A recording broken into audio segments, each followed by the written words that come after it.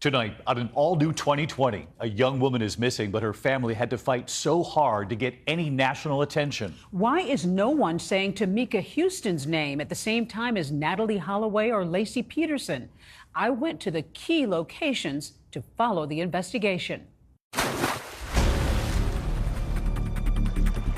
Your search warrant to test for possible blood. In your heart, you're thinking something's wrong. I knew at that point that time was of the essence. She's gone. Like, we have to find her. She has to be in danger. It was just like, oh my God, what's going on? You went to Spartanburg. You wanted to see the location. If you're looking for somebody, you gotta go. You gotta look for them.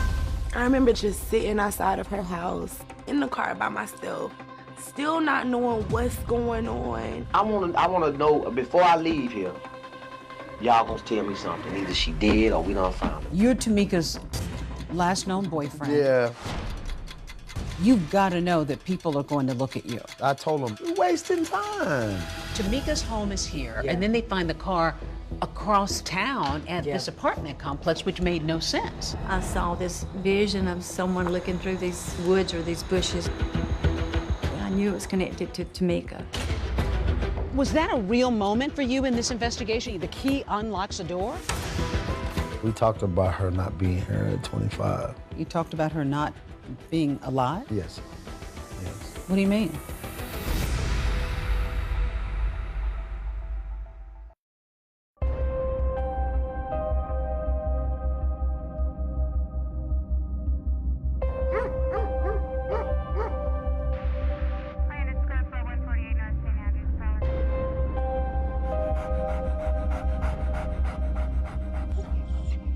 When police entered this home on June 16, 2004, they find a disturbing scene. A dog which has apparently given birth to a litter of puppies with no owner in sight. That discovery would trigger the search for 24-year-old Tamika Houston.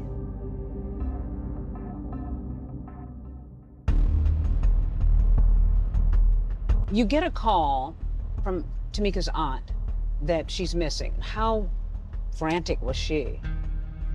In missing person cases, you learn from what the family, how their family reacts. And once I met with Rebecca and talked with her, I knew it was serious. My name is Steve Lamb. I was the lieutenant over the Investigation Bureau at the time. I did not know Tamika, but I felt like that Rebecca knew something was not right. My sister Gabriella called me and she said, listen, she said, Beck, she said, I called her and she hasn't called me back yet. I was like, oh my gosh, Gabby, you know what? She hasn't called me back either. And what are you thinking? I panic at that point, because it's one thing for her to ignore a casual message, but not a message like, Tamika, I need you to call me right now. So I picked up the phone and called the Spartanburg Public Safety Department to report her missing. So you get this call. What's your first effort to check this out? So our patrol division responds first. They check the residence. Nothing unusual, knock on the door, check the mailbox, check with neighbors.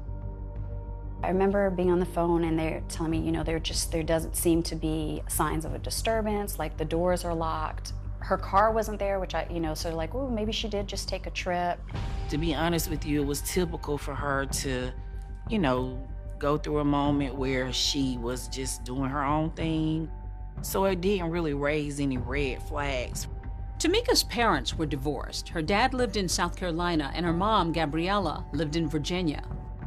It wasn't unlike her to get in her car and drive from Spartanburg and show up at Gabby's doorstep with no notice. Showed up in Miami and called me and was like, hey, I'm gonna come down for dinner tonight.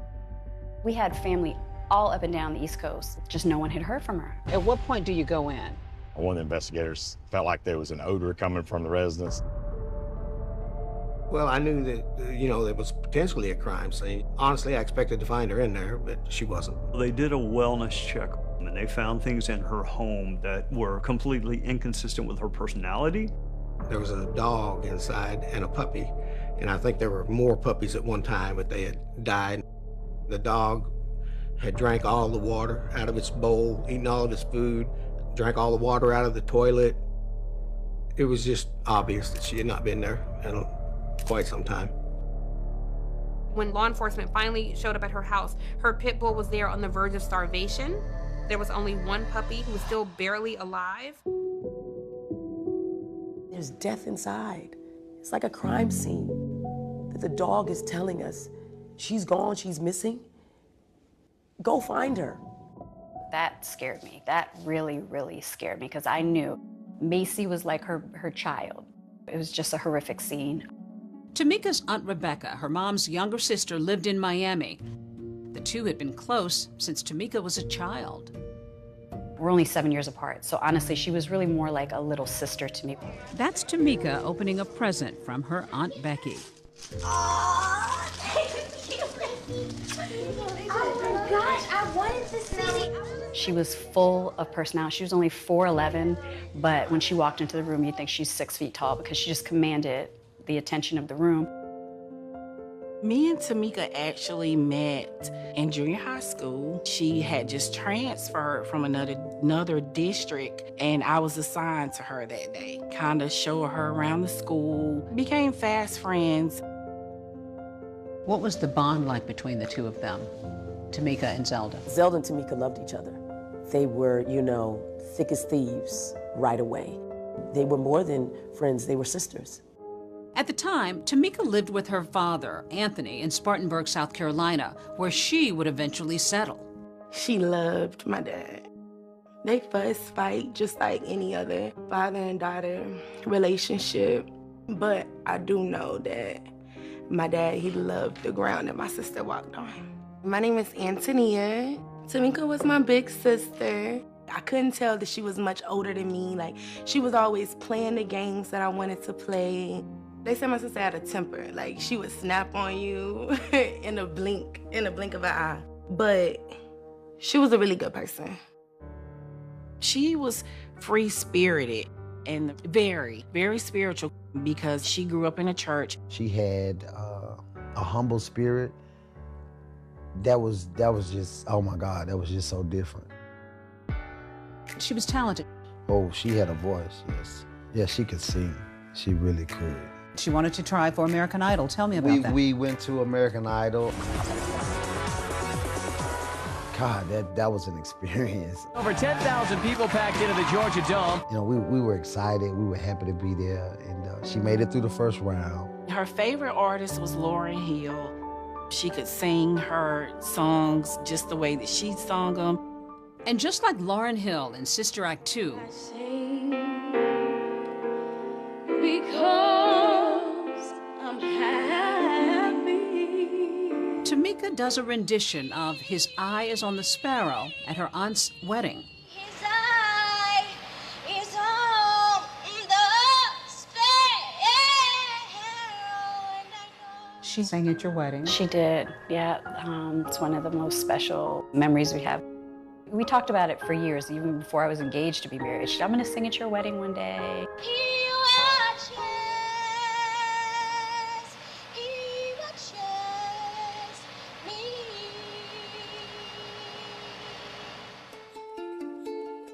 Everyone talked about her big voice and this tiny, tiny body that you just would not or could not ignore. You were just drawn to her, and people, strangers, were drawn to her. She was a little, I think, too open-hearted to folks, and a little bit too trusting. She had a soft heart for people and for animals. Yeah, she loved animals. I'm not a dog person, but Tamika loved her dogs.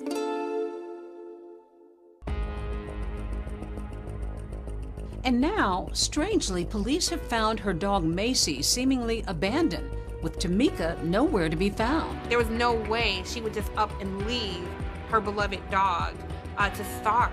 In your heart, you're thinking something's wrong. I knew at that point that time was of the essence. She's disappeared, she's gone. Like, we have to find her. She has to be in danger.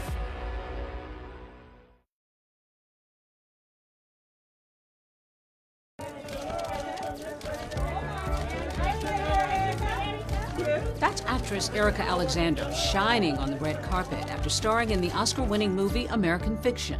One day maybe you'll learn that not being able to relate to other people isn't a badge of honor. But so many remember her as that hard-charging lawyer in the 90s sitcom Living Single. Look, I'm the lawyer here. I know how to work the system. Erica's also an activist and a documentarian. In 2020, in the midst of protest over racial injustices in this country, she was approached about creating a podcast about Tamika Houston's disappearance. And at the time I thought, actually, probably no, because I knew then that very few people would want to make something about a black girl. But then, of course, I said yes, thinking, well, if not you, Erica, who? Audible Originals presents Finding Tamika, hosted by Erica Alexander. Months of reporting leads to Finding Tamika, a 10-part true crime audio series executive produced by actor and comedian Kevin Hart and influential radio host Charlamagne tha God. Kevin was on the same time that I was. He was like, man, this is a story that we need to amplify because of the epidemic of black women that go missing in this country. You really gave a lot of your life to this story. That's what it needed. It needed sweat equity. If you know anything about Erica Alexander, if you ever worked with her, she's hands-on. I hunted for clues and explanation with the family. I rode along with a detective who trailed the case, all with a goal to truly find out what really happened to Tamika. You went to Spartanburg. You wanted to see the location. Yeah. You needed to be there. It was important to be there because everything took place there.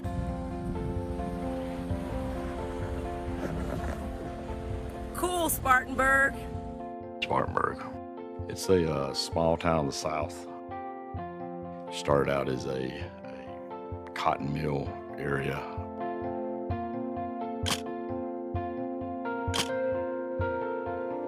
A lot of people come here to raise their families. So I would describe it as a place that you can call home. If you look at the statistics, I don't think Spartanburg is per capita anymore violent than any other. But like every other jurisdiction, you know, you're far more likely to be killed by somebody that knows you than you are a stranger. I remember just sitting outside of her house in the car by myself, still not knowing what's going on. And then I heard that my sister was missing. We definitely thought like she would be walking down the street in a minute. I remember Rebecca calling and saying that they were coming here to meet with the police department. It was just like, oh my God, what's going on? I booked a flight and I had to come here. Rebecca, well connected in the PR world, jumped in to use her experience in the media to help spread the word about her niece's disappearance.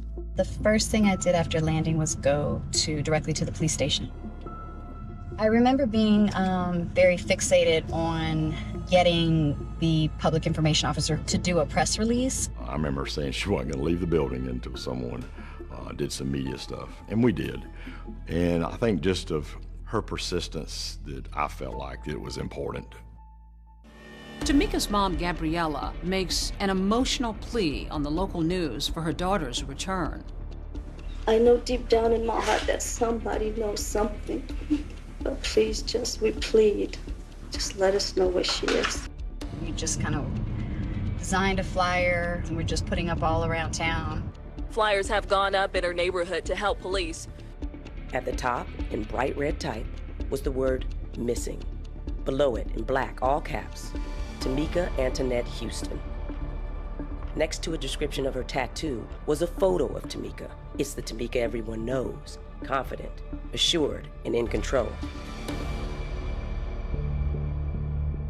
What are you hearing from her friends around that time about her habits? Yeah, a lot of her friends are thinking she's out of town. And a lot of people originally are saying that that's not unusual. They thought she was going on a trip, and all those little possibilities we have to run down. Normally, she would have told someone, some family member, where she was going or if she was going somewhere. When she disappeared, Tamika was living alone. She had recently quit her waitressing job, and her family says she was trying to find herself. The reason why it took a moment for it to be discovered that she was missing, because she was at a crossroads. She wasn't working. She had told her mom that she wanted to return to school. She had broken up with her boyfriend. She had broken up with her boyfriend. So it was just kind of like a perfect storm of events. You're her last known boyfriend. How did you meet, and what was special about her? My family had a corner store. It's called Shirley's Pantry. And I leave the pantry and I saw Tamika, and Tamika's 4'11". Small. Yes, but thick in the waist. Very thick in the waist. So, and I could see she was very attractive. As I was getting on my motorcycle, I heard a voice say, "Do you have an extra helmet?" So I said, "No, you can wear mine." And it was like love at first sight. It was like a trust love, not just an attraction, you know, something deeper than that. Tamika was someone who came into Terrance's life like a comet. He was newly separated, and her boldness and free-spiritedness was a breath of fresh air. I know that she was deeply in love with him and vice versa. I remember Terrance being a funny guy. Always joking, always laughing, and he kept my sister smiling. I do remember that. Terrance was actually the first boyfriend that Tamika was really serious about. Overall, he seemed to me to have a very kind heart. He seemed very protective of Tamika. And it was Terrance who first raised the alarm about Tamika being missing.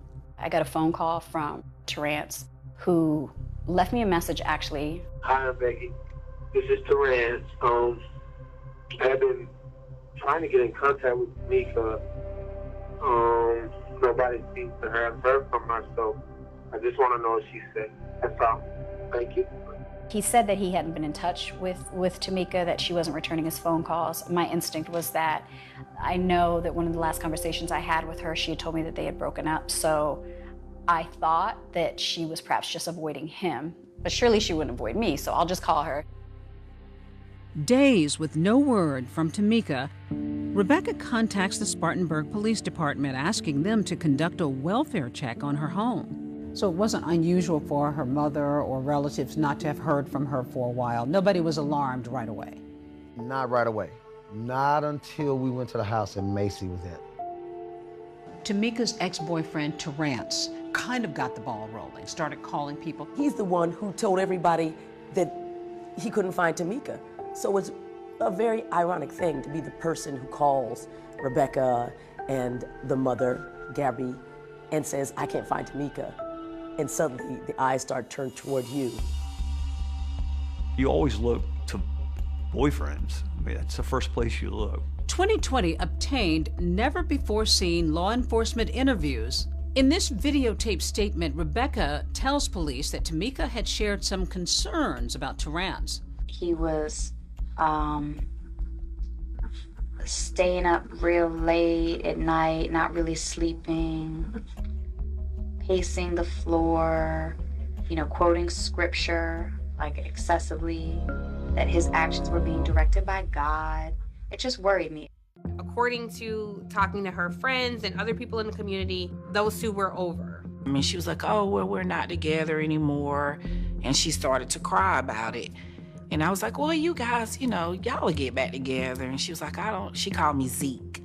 She was like, "Zeke, I don't know about that this time around. I think I'm done." She and Terrance had a pretty volatile relationship. So you got the feeling that any place where there's smoke, there's fire. He admitted to that. She and he had had some domestic violence type issues prior. So that was the first person that we were interested in this case. Her and Terrance had this domestic dispute. So it was all kind of thoughts going through my mind. Now, was Terrance involved? Did he do something and something had gone too far? Police want to know what Terrance knows, so they bring him in for questioning.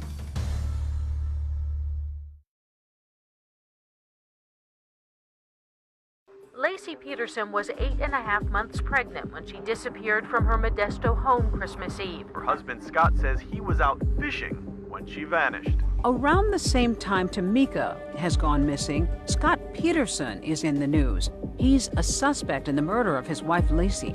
Scott Peterson attended this New Year's Eve vigil for Laci in Modesto, California. All the way across the country in Spartanburg, South Carolina, Tamika's family is holding a vigil too. And all eyes are on her concerned ex-boyfriend, Terrance. We really worried about her. Been by Tamika's home and none of her mail has been picked up. She hadn't called her mom. There's a vigil for Tamika. Mm-hmm. You attend this vigil. You're Tamika's last known boyfriend. Yeah. Now she's missing. You've got to know that people are going to look at you. Yeah. Oh, yeah, I was prepared for that. Terrence was at that vigil, and some people were looking suspiciously at him. I know that Anthony, Tamika's dad, had strong feelings about that. I felt like maybe he wasn't being as forthcoming about information, and I just wanted to make sure that he was telling me everything he knew, and that if he wasn't going to tell me, that he was at least being forthcoming with police. And now with cameras rolling, Terrence is ready to answer some questions. Yeah, I want y'all to tape it. Yeah, do that, man. Yeah, that's... Yeah. You know I'm gonna do that. I'm gonna shut the door. Ain't no problem. That's fine. Yeah. Good. We started following up on past history and interviewed him to see if he may be linked to her disappearance. If you talk to anybody, man, that knows me, man, I ain't nothing but love, man. I ain't nothing but love. And I, you know what I'm saying, I have been for the last 2 weeks, man, Scott Peterson. He was pretty open about the fact that there had been violence in their relationship. That's not something that most people volunteer. So the fact that he was honest about something that was inculpatory, I think, tended to make them believe him a little bit more when he said, look, I haven't seen her. I understand why you're talking to me, but I didn't do it. I could disappear on y'all and make y'all do some work. My people been loading up, man. You want to leave here? I'm like, no, I don't want to leave. I want to know before I leave here, y'all gonna tell me something. Either she dead or we don't find her before I leave here. You tell police that even though you've broken up, that you still have feelings for her. We had to separate. But the bond, it wasn't going nowhere. I love her, man, and I miss her, and I want her to come home. Police have no evidence linking Terrence to Tamika's disappearance, but he remains a person of interest. What must it be like to suddenly walk in a room and people are saying that you killed your girlfriend or you could be a murderer? Where do you hide? Where do you go? You don't.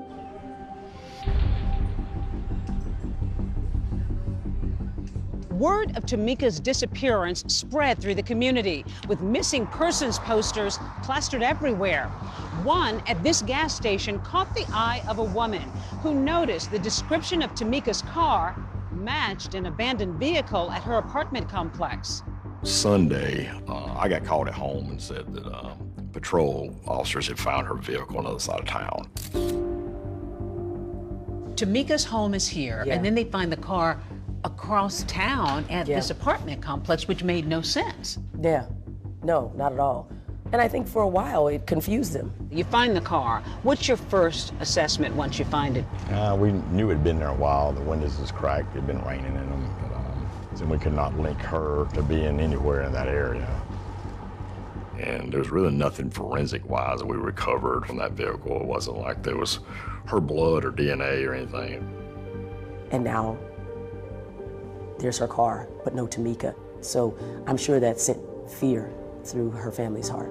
That was really tough, because when you're going through it, it's like your emotions, it's like such a range of emotions, because at first it's like, oh my gosh, they found their car. You're thinking, oh, well, maybe she's just been staying with someone. So, oh, this is the break that we need. But then, you know, when we all descend upon, the police are kind of like, it kind of looks like this car has been here for quite a long time.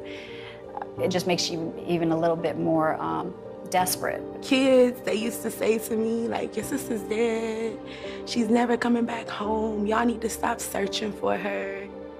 Finding Tamika's abandoned car was a blow to her family. But inside it, police make a key discovery. Her car was found at Barksdale Apartments, and during the search of her car, a key was located. It was a set, I believe, 5 or 6 keys. You can tell one's a house key, 2 of them is a vehicle key, and then maybe 2 more as locks. They didn't fit her house, they didn't fit her car. We didn't really know what these keys were for or where they had come from. That led us in a little bit of the right direction and also into more problems. You find keys in this car that don't seem to belong to her. Correct. That was a critical moment. Yes. We had no clue where they went to. That was an added mystery that the police were dealing with at the time. Now that Tamika's car has been discovered abandoned, detectives want to go back and take a closer look inside her home. But once we found the car, that kind of started the case to be more suspicious that there may be something criminal involved. I just remember being across the house. As it started to get dark, they were spraying the luminol and that very eerie, emanating purplish blue lights that you see coming from the house. And that was really difficult because it felt very surreal and it's terrifying because you're like, what's going to be revealed? No signs of foul play, no new leads at Tamika's house. But then, Department 911. A 911 call sends police on a mission.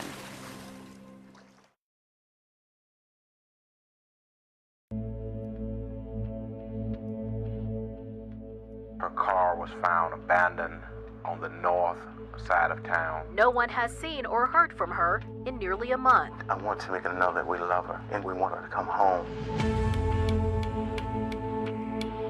In the very beginning, where does this investigation take you? Are you getting any leads? Not really. We put out some stuff locally, media, and talked to the families, neighborhoods, some community people here who knew Tamika, but really didn't have a lot to go on. And you get this 911 call. Yes. Department 911. My brother just came to my house and told me that he killed his girlfriend and put her in Cleveland Park Lake. You have a 911 call that talks about someone being put in the lake that's been killed, and it's pretty much the exact same length of time the car had been sitting in the parking lot. Did it sound credible that somebody might have tossed somebody in this small lake? It sounded credible to us, just the way the guy was talking. Where does he live? He's over there in Barksdale. The Barksdale is the same apartment complex where police found Tamika's abandoned car, and it's just blocks away from Cleveland Park Lake. Police get wind of a 911 call that happened about the time of her disappearance. You listened to it. What did you make of that? Who is making this phone call? And they're talking about dredging the lake and doing all these things with the lake. It just adds kind of to the desperation of the situation. We actually put some divers in that day, 2 local divers, and they couldn't find anything. And then we put cadaver dogs were here as well, and they kind of cleared it. That 911 caller was never identified, but police eventually determined it was not related to Tamika's case.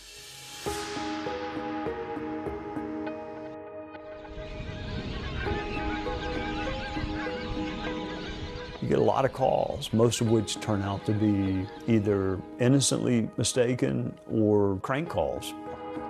Someone had reached out to me and said that they were a psychic and they could provide me with information where Tamika was.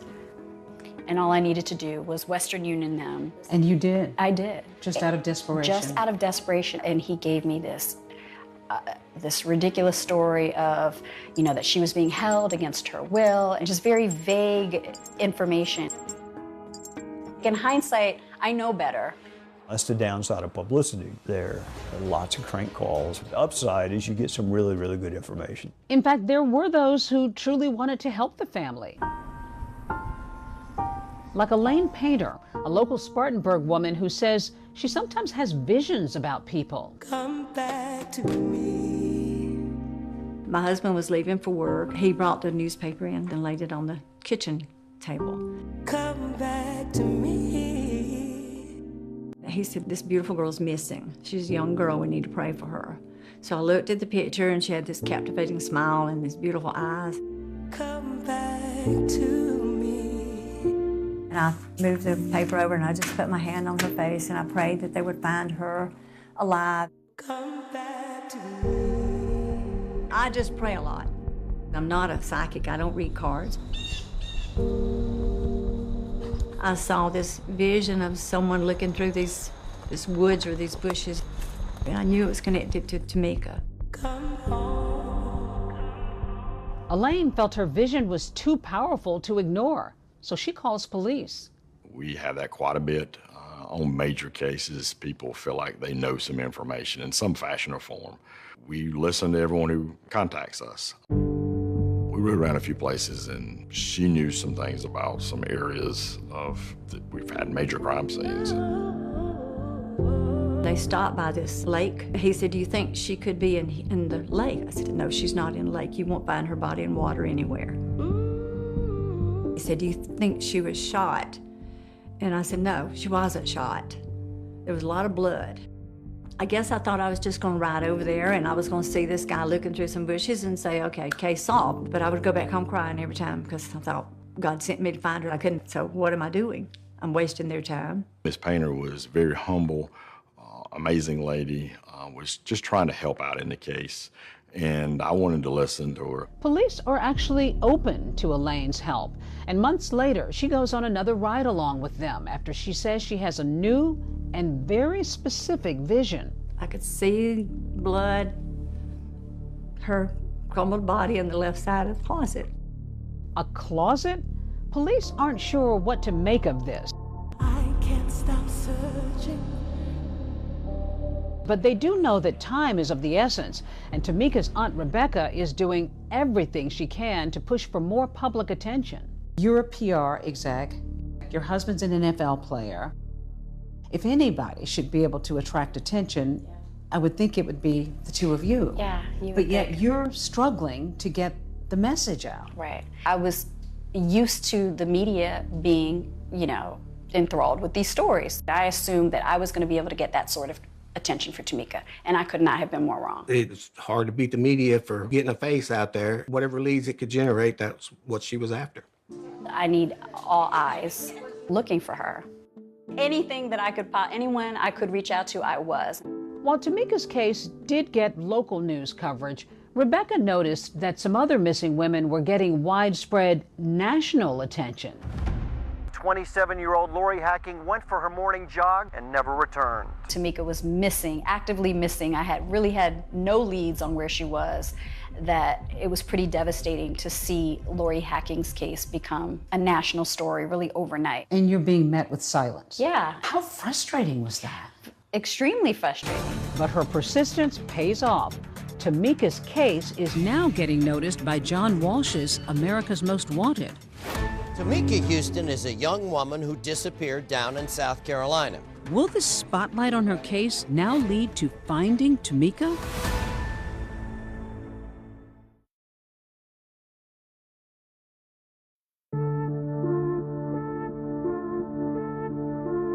As the seasons changed, Rebecca continued to use her PR skills to advocate for Tamika.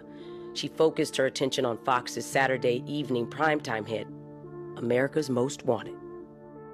You had gone to America's Most Wanted. Yeah. I got the attention of a young associate producer at the time, Tiffany Cross, who said that she was drawn to the story because Tamika looked like her. Her case file had kind of made it through a lot of producers and landed on my desk. And as soon as I read the story and I just looked through the notes and I talked to her aunt, Rebecca Howard, this was a story I knew I could own. Tiffany advocated for our stories. It was officially greenlit.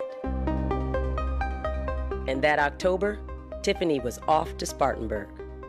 I just wanted to get on ground and understand who the people in this community were and what they could tell me about Tamika. When you're thinking about national publicity, America's Most Wanted, why did that matter? Brands. Brands matter. That's a top shelf brand. But also that means that they have the audience. The audience is looking.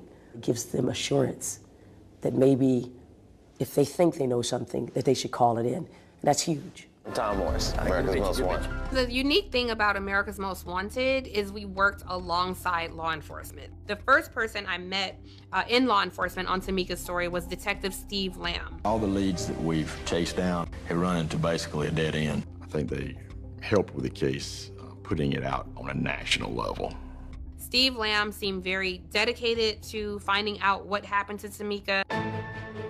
We started just building flowcharts of family and friends and people that she had dated or had relationships with, and we started seeking out all those individuals to communicate with them.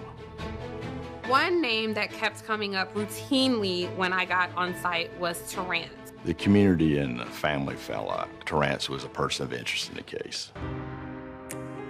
Terrence says he expected police to suspect him, but not his own family, especially an aunt who helped raise him. So I asked her, why haven't you gotten with me and called me and prayed with me? She looked me in my face and she said, We thought you did it. That must have hurt. I tore my heart out my chest. Terrence was very offended that people thought he had something to do with Tamika's disappearance. I told Terrence we wanted to speak with him. I armed our reporter with tiny lipstick cameras, and we set off in a car behind him and sent him to talk to Terrence. You're telling me you did not have anything to do with it, correct? Exactly. At one point, he even got down on his knees talking to our reporter, trying to plead that he did not do this. Why do you agree to talk to America's Most Wanted? I wanted the story to get out. I'm thinking like, okay, America's Most Wanted, they're stable, they have good researchers, they have good, but y'all come with this, so I'm like, y'all didn't come to help find her. You came to get a confession. You're wasting time. Of course, you always look to boyfriends, but if there's nothing there, at a certain point, you have to move on. Over time, we felt like that he was not involved in her disappearance. One thing that I've always thought about Tamika, and I always wanted people to know, is that she was a very spiritual person. Tamika knew that she would not live long. We talked about her not being here at 25. You talked about her not being alive? Yes. What do you mean? She knew that something tragic was gonna happen to her. You're saying she didn't think she was going to live long? No, she knew. I didn't say think. She knew she wasn't gonna live to be 25. Knew. We had these conversations. Spartanburg detectives with the America's Most Wanted team in tow are now focusing on those keys found in Tamika's car. They told us about it, and then we filmed them finding the keys. Matching the key was basically finding a needle in the haystack. And it's that key that begins to unlock the mystery into Tamika's disappearance. We're able to trace it back to an apartment complex. But even then, the odyssey was just beginning. We go through with management, knocking on the door. Detectives go from door to door before making a shocking discovery. Investigators found a really big bleach stain, which is Latin for I'm covering something up.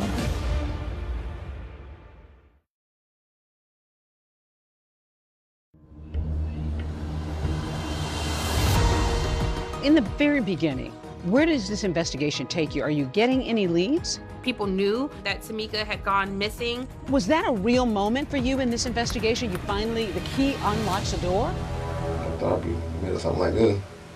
Saying on TV, but not in real life. That was the key piece of evidence that they needed to figure out what exactly happened to Tamika, and that was just the beginning. People had seen her here. Yes, had seen her and thought that she had dated someone. Entering apartment 215, Fremont Apartments. The investigators found a really big bleach stain, which is Latin for I'm covering something up. And his explanation for the stain was that it was red Kool-Aid. Red Kool-Aid. Which is amazing in a way, because this leads to the discovery, which leads them right here. I thought you had to be a monster. You said that this case touched you like no other had. Why? Because I know how much Black girls don't matter.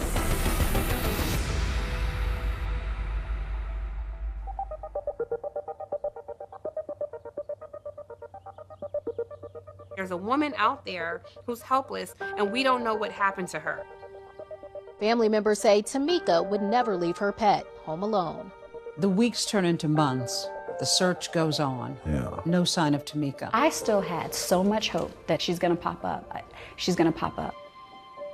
Tamika's black Honda CRX was found here at the Barksdale apartment complex, but there was no sign of a struggle, no blood, no Tamika. They find Tamika's car, and then they find these keys. What did you learn about those keys? I look at keys all the time, and I never think about what's on them. Sometimes there are things that identify them. You think that that's just the key brand, but it turns out that the key maker had a code. AA14. That's the number on the keys that they found in the car. And they weren't Tamika's keys? No, they weren't. but that code was important.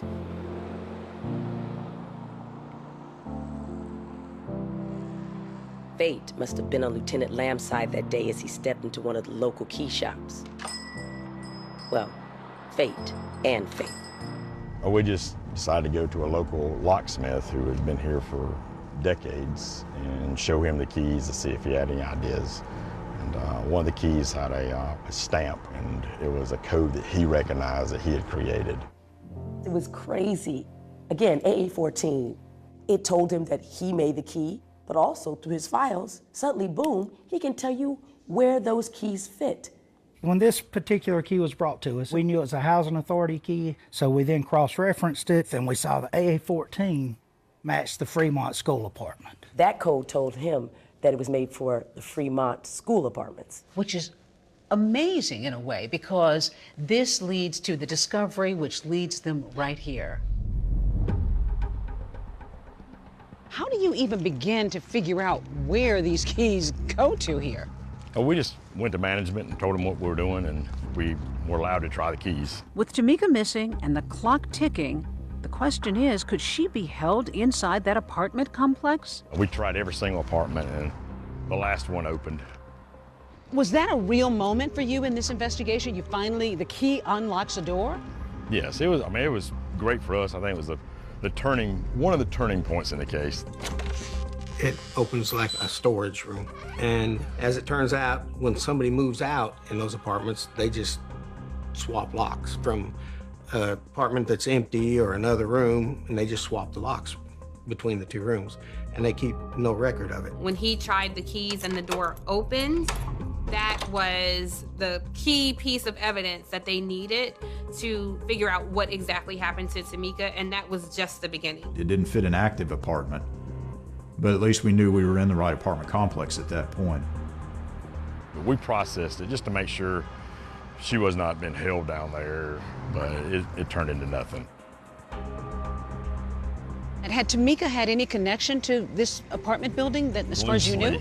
Loosely, we thought, but we didn't have anything for sure. But now, once we started talking to people in the apartment complex and things, people began to know who she was. People had seen her here? Yes, had seen her and thought that she had dated somebody named Chris that lived here. Tamika's best friend, Zelda, had actually met Chris, but only one time, the last time she saw Tamika. She knocked on the door, and she had a guy with her, and they came in, and she was like, "Hey, Zelda, this is my friend Chris." And I was like, "Hey, Chris," and he was kind of standoffish. I'm like, "Where did he come from?" She was like, "Oh, he's just my friend." His demeanor was really odd. I'm like, who is this guy? Chris Hampton was another boyfriend of Tamika's, and he had a little bit of a record. He was out on a bank robbery, on some probation. He had actually called the FBI when they were working that bank robbery, saying he hadn't done it, that it wasn't him, and but they were already showing us pictures. What had you known about Chris Hampton? Anything? Nothing. From my understanding, he was relatively a new person kind of in her universe. I was her aunt. We did have a very sisterly relationship, but I think she would look to me for approval. If she just met somebody that she wasn't really sure about, like by the time that she lets me know that she's dating someone, it would be more of a serious type of relationship. So I had no clue whatsoever that she even knew this person. He was one of the people she had dated in the past that we put on the list that we were trying to contact and interview.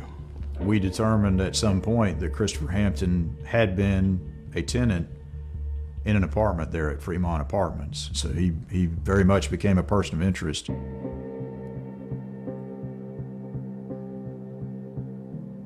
Detectives begin talking with Christopher Hampton, who tells them that the last time he saw Tamika, she wanted to borrow money before heading to Myrtle Beach for Bike Week back in May. I was assigned as an FBI special agent to the Tamika Houston matter. We had information that we wanted to confront Christopher Hampton with to see whether he could validate that information, whether he would cooperate with questioning. And you don't remember when you let her borrow that money? Like I said, I told you last time, it was like a a couple of days before bike week started. Did you see her at any point after that? Nah, that's the last time I seen her. He was wanting to be helpful and was trying to give the last information that he remembered when he last saw her. This was your girlfriend? Nah, we just, you know, she was one of the girls I was messing with. He shared that he had a girlfriend that was pregnant. And so that becomes a point of confrontation in these interviews. Is Tamika aware of this? How does she feel about that? She know that I had a baby on the way and she respected it. My baby mama. And she respected it. Do you have anything to do with her disappearance? Nah. I don't know nothing about it. She was one person I messed with, you know, and I hate, you know, she missed none of her, but, you know, I got a life to live. I never thought I'd be in the middle of something like this. Saying on TV, but, you know, not in real life. I got a mother and a father and an entire family doesn't know what happened to this little girl. Yeah, but, you know, and I guarantee nothing happened to her. What if she come back, you know? That's right. Christmas time. While police have no evidence on Christopher Hampton, they want to keep him talking. Then, a letter written on Christmas Eve offers detectives a gift they weren't expecting. What's inside would break this case wide open. And instantly, I knew, why is this guy telling us he rented a carpet cleaner?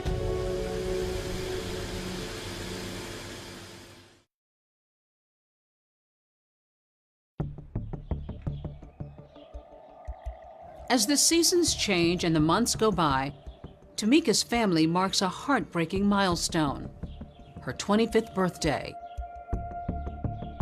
And on Christmas Eve 2004, Christopher Hampton writes a curious letter to law enforcement. So Mr. Hampton addressed a letter to myself on December 24th. He says in the letter, I went to my apartment and found that somebody had come into my apartment and poured beer on my floor, smeared mayo, ketchup, hot sauce, flour, and all kinds of other stuff all over my bedroom floor. And in this letter, he talked about he had rented a carpet cleaner. And instantly, I knew, why is this guy telling us he rented a carpet cleaner? He's telling us this because he thinks we know something that we don't know. He goes on to say, I saw Tamika last the day before I rented the cleaner. We felt that was very unusual for someone to write a letter to law enforcement about unusual damage in their apartment and a ring of steam cleaner, right after the last time they saw someone missing. I remember Steve bringing me the letter, and my thought is, we have a missing young woman that you were connected with, and you want us to believe it's ketchup? Keep talking, keep writing. That letter raises suspicions about what might have happened in Hampton's old Fremont apartment, so detectives check it out. Which apartment then? Far corner. Back here? Far corner top apartment. We didn't have a warrant. Big lady opened the door, let us in. We didn't tell her why we were there, but other than trying to investigate a crime. The investigators found a really big bleach stain, which is Latin for I'm covering something up. We felt like there was enough to execute a search warrant at that prior apartment he lived in. Entering apartment 215, Fremont Apartments. When we were processing Chris's apartment, we would walk through doing a videotape document what it looked like before and after. Straight across the hall, it's your first bedroom. We use Blue Star to spray on the carpet, and you spray in the dark, and if there's human blood there, it will illuminate, and it hit in his bedroom area and in his closet area. Blood was found underneath the carpet. Once we pulled the carpet up, there was large amounts of blood. It soaked through the carpet and was just on the floor, and a lot in the closet. You find blood in the apartment? Yes. But is it Tamika's blood? We didn't know at that time, but eventually we did. Over the course of a few days, we linked DNA back to her. With this latest development, Tamika's family now is struggling to keep hope alive. When you find out that there is blood in this apartment, what goes through you? At that point, I was resigned at that point. In your gut, you know? I felt up until that point I had a lot of hope, but I think that's when I knew that we weren't going to see her again. That same day, Lieutenant Lamb gets an unexpected call from Elaine Painter, the woman who said she had visions about Tamika's case. The night that we found the blood in the apartment, she called me on the phone and said she knew something good was happening in the case. And there's no way she could have known that. Tamika's blood had been found in a closet, just like Elaine Painter says she had seen in her vision months earlier. Police would later take her inside that apartment. And we walked up these steps and they opened the door and I saw a closet. And I knew that was where she died. There's potentially a big break this morning in the case of a missing 24-year-old woman who disappeared last year. Investigators now say they found blood in a former apartment of a person that they've been questioning. This is a video of the first interview that I had done with Chris. This is shortly after the blood was found in his apartment. What's that look like to you, Chris?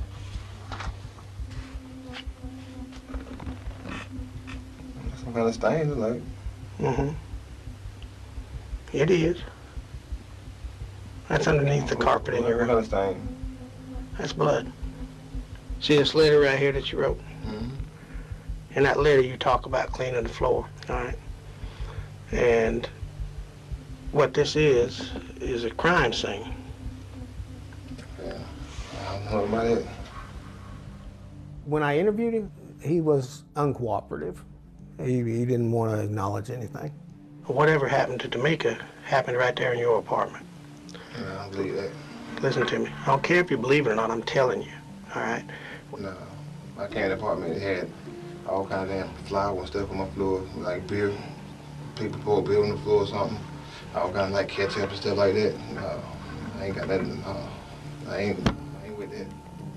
He doesn't want to accept the facts for what they are, that this is blood residue, this is not a kitchen condiment.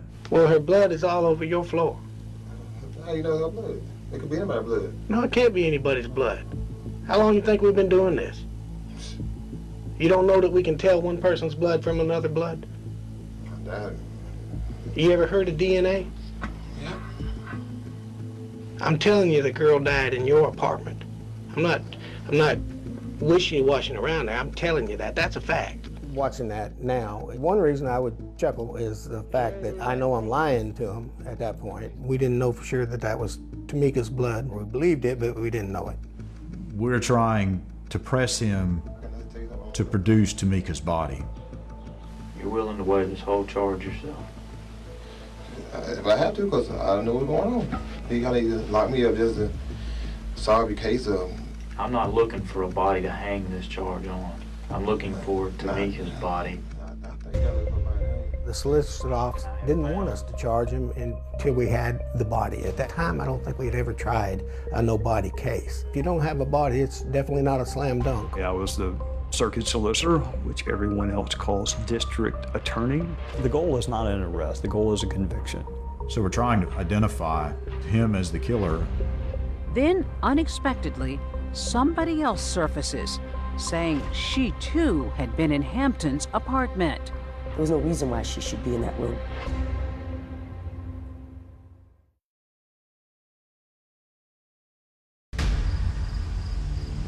Tom Morris has the story of a young woman with a big voice and a big heart. She may have followed her heart into some big trouble. Tamika Houston has been missing for 10 months when the America's Most Wanted segment airs. We decided to come to Spartanburg to see what AMW could do to get some answers for Tamika's family. The tenant had cleaned up what he thought was ketchup. Crime lab techs went to work, and they didn't find ketchup. It was Tamika's blood. America's Most Wanted was this show that was interactive. We'd love to hear from you.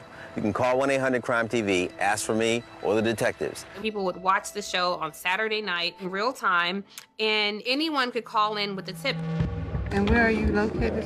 The show's got a hotline in their studio in Washington, D.C. Can you describe it? Where trained employees and law enforcement are at the ready in case a lead comes in. My name's Steve Lamb. I'm from South Carolina. We would have cameras there. You would even cover law enforcement walking around from phone to phone. And sometimes they'd say, hey, I have something. And you would give the phone to the detective and they could talk to the person. America's Most Wanted. Brown glasses. We'll pass this information along. Lieutenant Lamb said they waited and calls started to come in. And somewhere near around midnight, they got a call from a young woman. Someone here locally who felt they may know some information. You moved the dresser.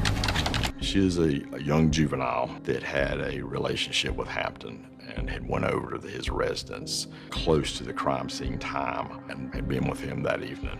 Said they go back into his bedroom. She said that he spilled Kool-Aid in the floor. I got an investigator here locally in Spartanburg to meet that individual that night. She knows exactly where that stain is. That kind of helps seal up some information in reference to the case. The caller is just 15 years old.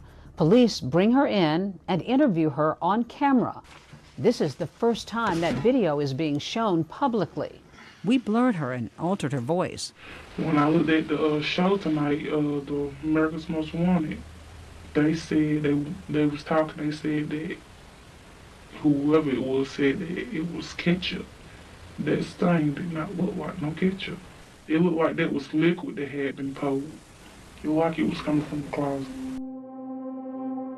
She said the dresser was pulled in front of the closet door. She knew something that we had not released. We had no further evidence pointing to where Tamika might be.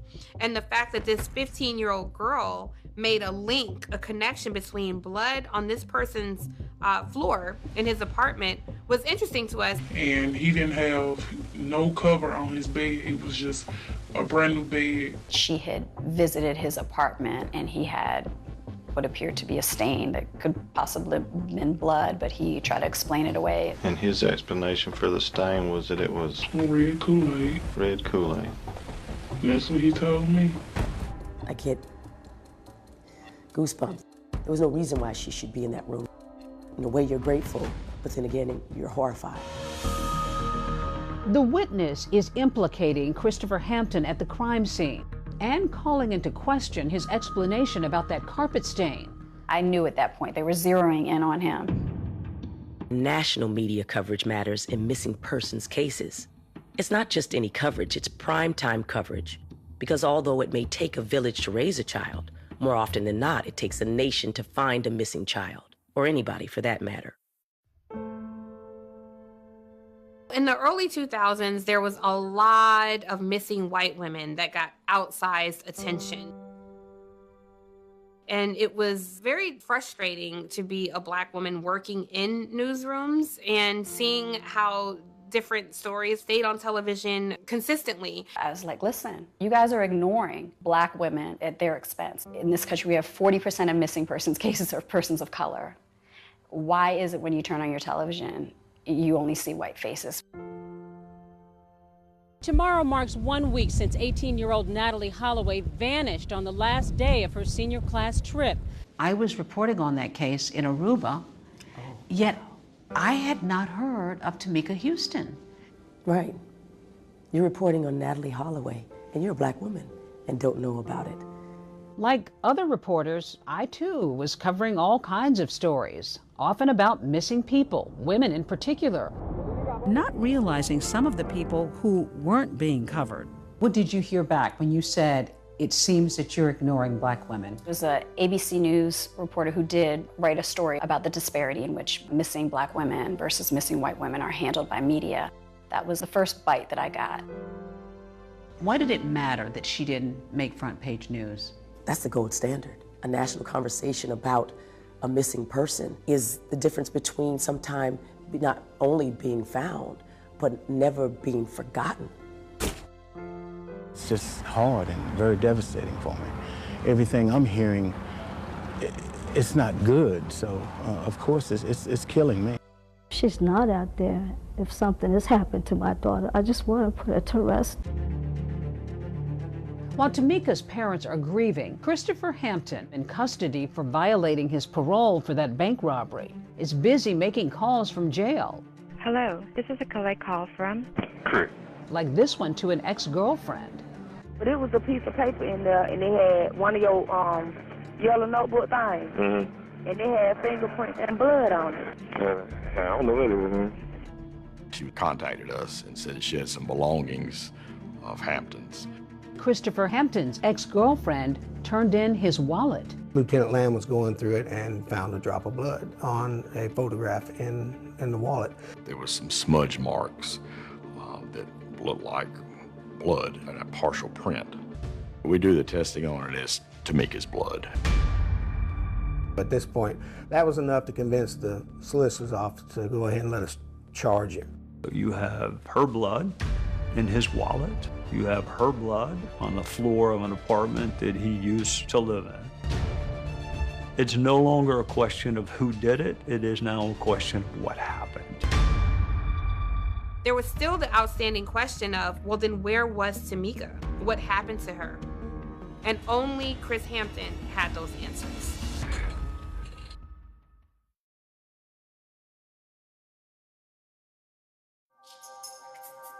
It's been 15 months since Tamika Houston's disappearance. Now, armed with hard evidence, Solicitor Trey Gowdy is ready to have police arrest Christopher Hampton for Tamika's murder. I remember talking to them about you need to be there when he's released. When they picked him up, what you really want is you want answers for the family. Where's the body? He was scheduled to be released on his parole violation, and they assured me, listen, we're going to be there to pick him up, and we're bringing him to question him. You're about to see potentially a resolution here. Somebody's about to be arrested. It's really a tough situation to be in because you just like, until you know, there is kind of maybe that small sliver of hope that one day she'll just walk through that door. Because there's no body at this point. Yeah, exactly. So it's tough. It's, you want to know, but then you don't want to know.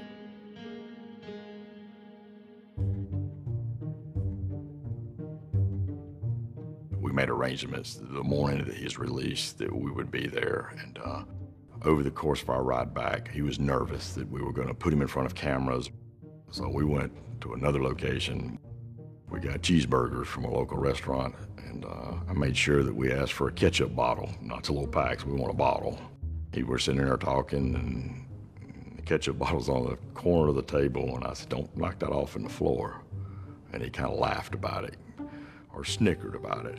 And I think that was kind of the turning point for him. He stood up, and he said, let's go. And I said, where do you want to go?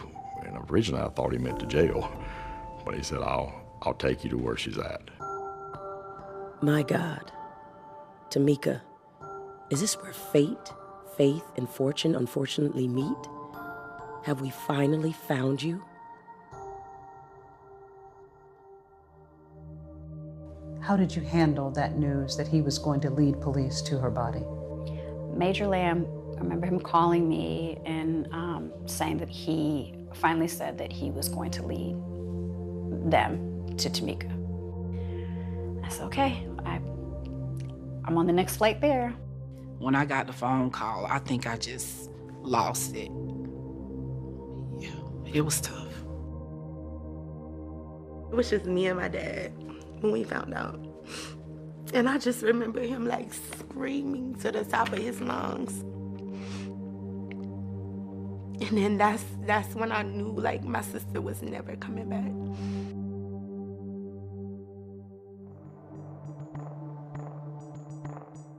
We get in our vehicles and he drives us across town, up the interstate into another small town outside of our jurisdiction.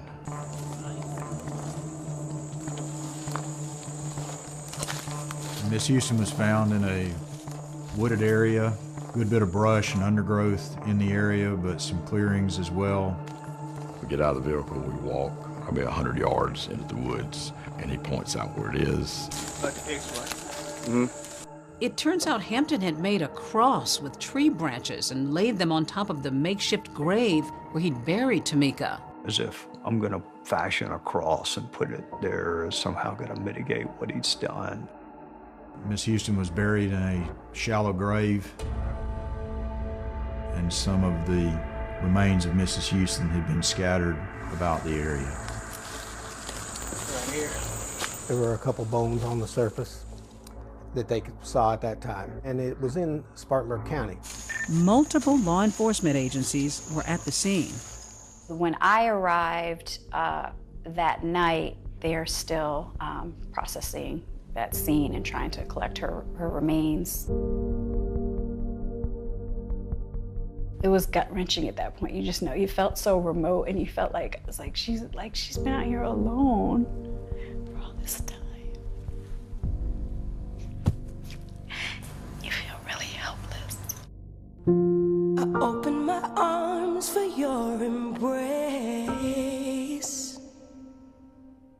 but all I feel is empty space. I remember walking down into deep woods, and I mean, by this time we're surrounded by trees. So come back to me, come back to me. Watching the pain on my sister's face, it felt like she was in physical pain. It was really just difficult to see her going through that.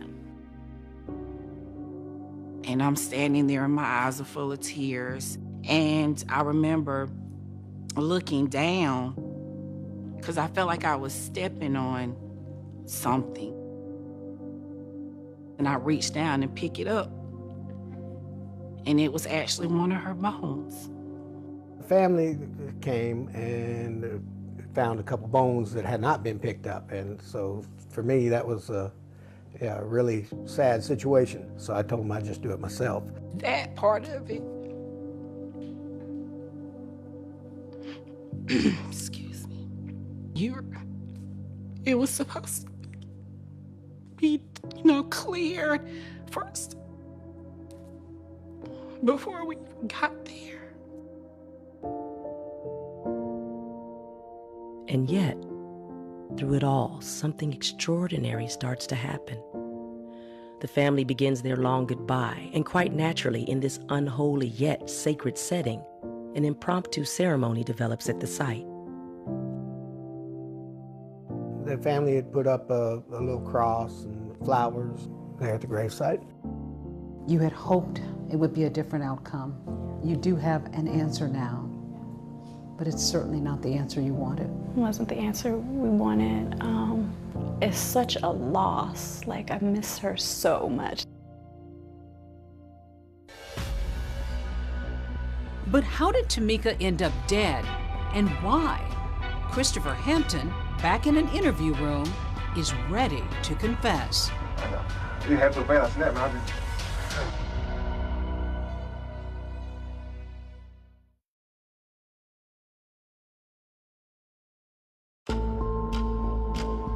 This makeshift gravesite deep in this wooded area near Tiger River is where Spartanburg investigators say Christopher Hampton led them. Deep into the brush, investigators say Hampton showed them where he dumped Tamika's body. Just recently identified after a long, grueling investigation.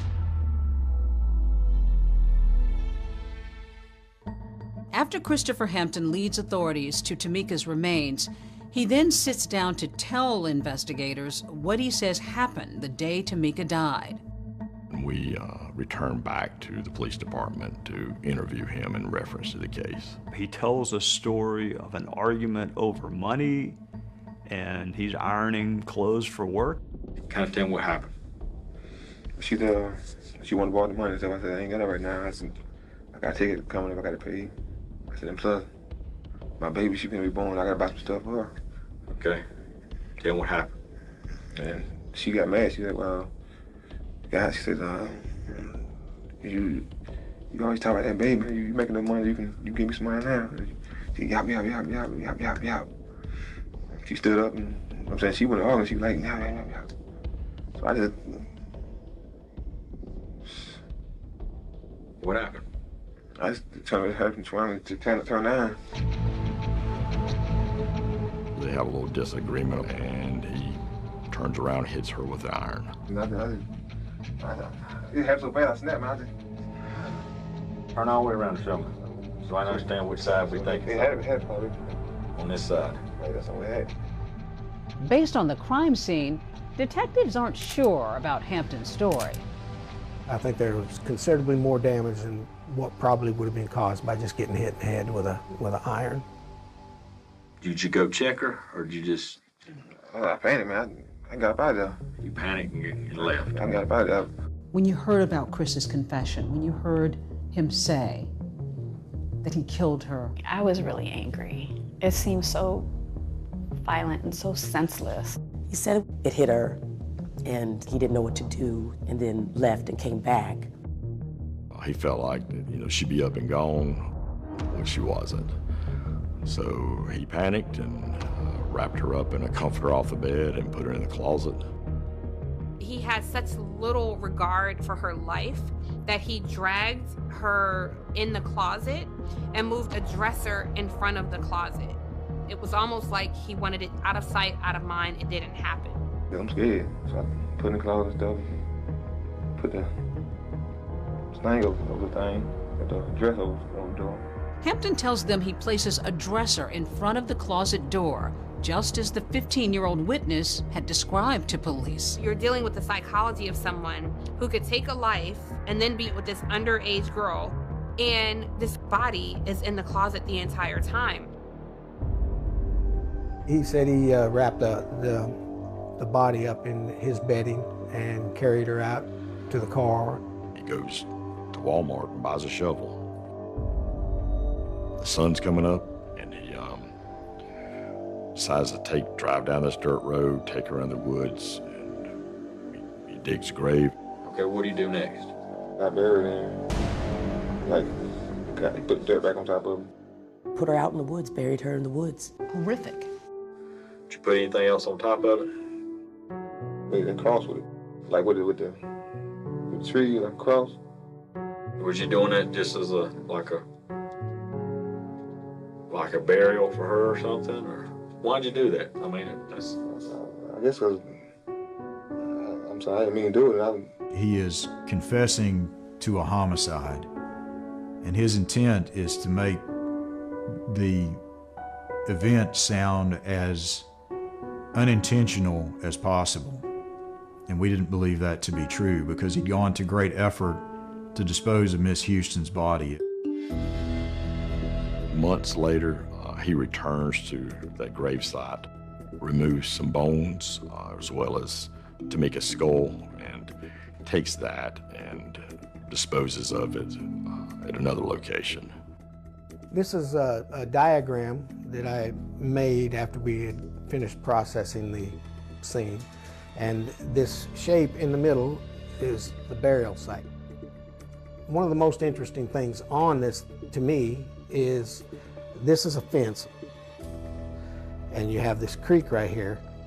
What I think actually happened was because her jawbone, was the only bone that was found on the other side of this fence, I think he likely took the skull, like he said.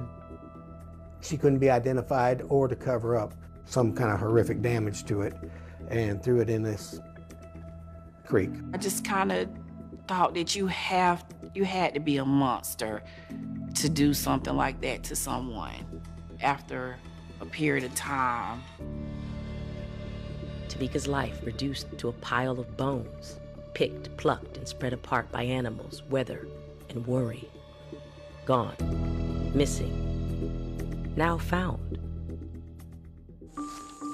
Christopher Hampton placing Tamika's body in the woods. The vision Elaine Painter says she had, spot on. That was who I saw looking through these bushes. And it seems Tamika had one more message to share via Elaine. When I was very, very early in my pregnancy, and literally the only people who knew that I was pregnant with twins was me, my doctor, and my husband. Elaine called me, and I had a couple of miscarriages previously, and she's like, oh, Rebecca, and I could tell she was struggling a bit. She says, yeah, I'm seeing Tamika, and I keep seeing her, and she's holding these 2 blue bundles, and I'm like, really? I said, I don't have any idea what this means. I did not know that she was pregnant with twins. Maybe God was saying that it's going to be okay, that you're going to get to keep these. I was just blown away because, I mean, again, and I knew what the sex would be of my twins. Twin boys? Yeah, twin boys. And two blue bundles. And to this day, I always feel like Tamika, she's watching them and she's around. With the sound of the song, Some Way, Somehow, a memorial service for Tamika is held in South Carolina. These people gathered here at Foster Chapel Baptist Church in her honor. Tamika Houston is later buried in Fairfax, Virginia, just a few miles from her mother's home. I was so confused on why she had a closed casket. I was really confused. I'm like, I want to see my sister. Like, and that's when my mom, like, she kind of explained it to me, like, it's not much in the casket. Christopher Hampton is finally headed to trial, but there's a turn of events in the courtroom. I was shocked.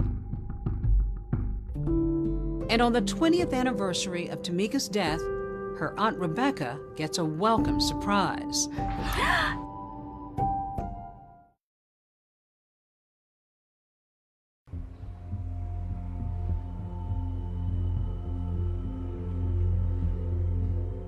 Nearly 2 years after Tamika Houston went missing, her former love interest, Christopher Hampton, is heading to trial.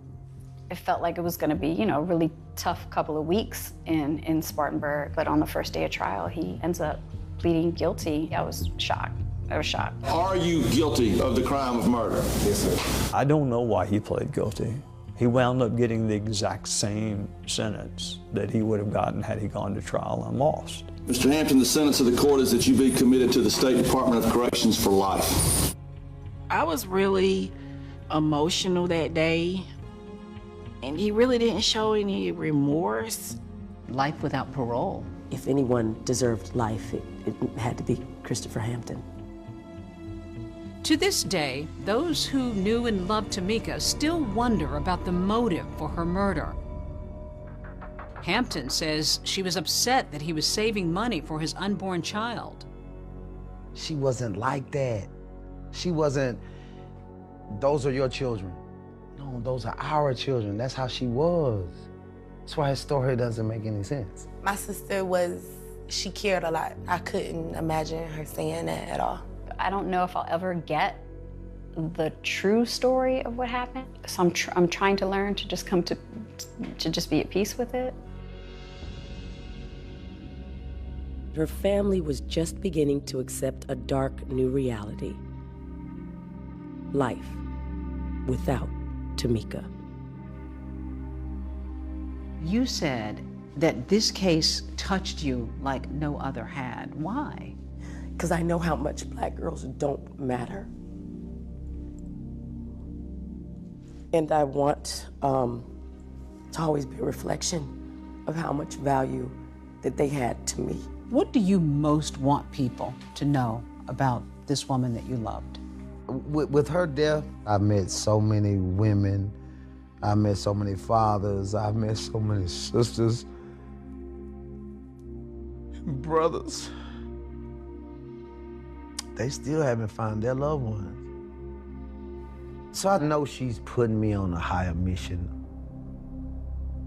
The lack of media coverage about Tamika's case led to the creation of the Black and Missing Foundation. You advocate with the Black and Missing Foundation. Is it still a struggle to get the stories of women of color noticed? It can be, but I think there is more of an awareness of it. Is that Tamika's legacy? I do believe that. I do. On the 20th anniversary of Tamika's disappearance, we brought her best friend Zelda and her Aunt Rebecca together. They hadn't seen each other for years. Zelda! Don't do that. I'll try not to. Honey, don't cry. I love you so much. Don't cry. It's so good to see you. You are the best friend ever. I know. You know that? And she sung at the wedding. Oh, so beautiful. I miss her. I know.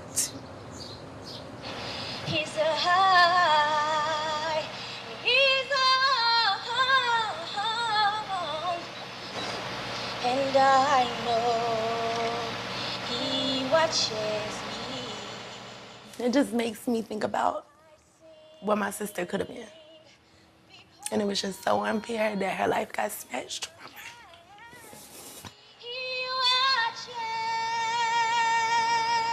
He watches me. What a deeply moving report tonight, Deborah. A quick note here. 2020 did reach out to Christopher Hampton for comment. He did not respond. So far, David, his appeals have been denied. For more on this case, you can listen to Erica Alexander's Audible original series, Finding Tamika. It's available now. That's our program for tonight. Thanks so much for watching. I'm Deborah Roberts. And I'm David Muir. From all of us here at 2020 and ABC News, good night.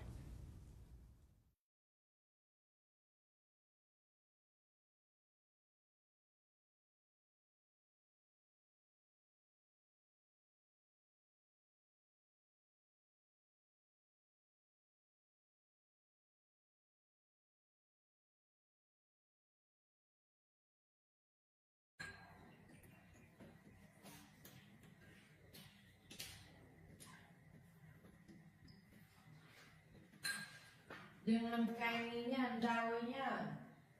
Ăn rau rồi đấy. Đừng ăn rau và múc cho ăn hết rau. Còn ăn ít thì tôi ăn ít rau rồi tôi sẽ ăn này. Được rồi. Xin à.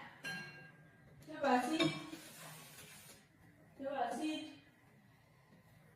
Xin tí. Mình xin chùi cái mồm tí nào. Đây là biết nào. Xin giấy ở bên đây phải. Đây là giường. Các bạn theo bên tay trái. Các bạn xin. Tay rồi. Không cho đâu. Đỡ ăn độc phết đây. Biết tự của đây. Nói tên nói thằng Tây kêu tay bên ngoài Việt Nam vậy. Lính khác người Việt Nam mình rất là tham. Rất là tham. Tôi chưa ai cả. Rồi rồi. Ăn đi thôi. Ăn đi.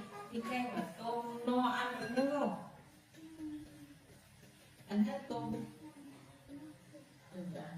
Lo quá này muốn tôm này ăn bốn con tôm này rồi ta lấy cơm ăn tôm đi canh mà ăn đi ăn đi canh còn đi canh rặn nó ăn rau thì cho nó cái rau ăn rồi tăng cường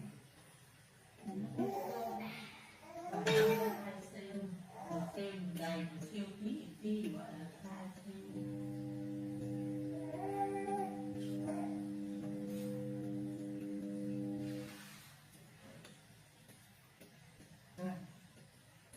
Rau đó. Còn lẫn cơm không hay để riêng bát cho nó cho cái đĩa này. Lẫn cơm.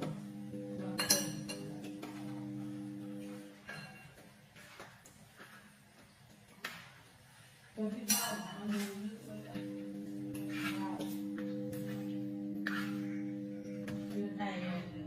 Chuyện này bà áo xúc cho mấy cái rau nó thì lười không ăn. Ăn đi. Ăn đi. Đấy. Người nó ăn rau giờ nó cũng phải rặn. Trước nó người nó bị rặn. Ăn rau ở đây muốn đút lên cho bá đi ăn. Mình cho bá rặn gọi là lồi vít ra đi. Mẹ ăn vào của bố chứ giờ không. Cái này ôi, giàu quá, nhiều ăn đấy.